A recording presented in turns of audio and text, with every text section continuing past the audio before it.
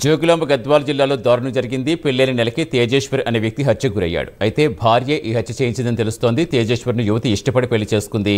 5 రోజుల క్రితమే తేజేశ్వర్ అదృశ్యమయ్యాడు. తర్వాత ఏపీలో పాండ్యంలో తేజేశ్వర్ మృతదేహం దొరికింది.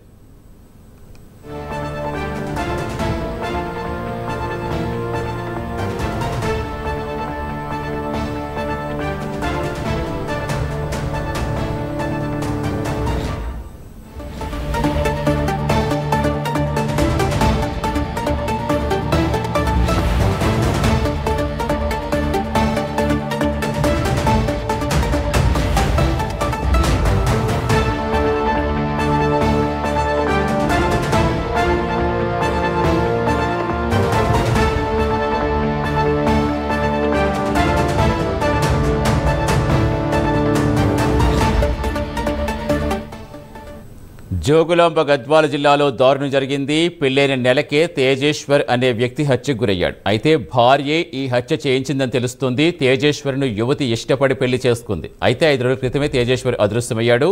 తర్వాత ఏపీలోని పాండ్యంలో తేజేశ్వర్ మృతదేహం దొరికింది.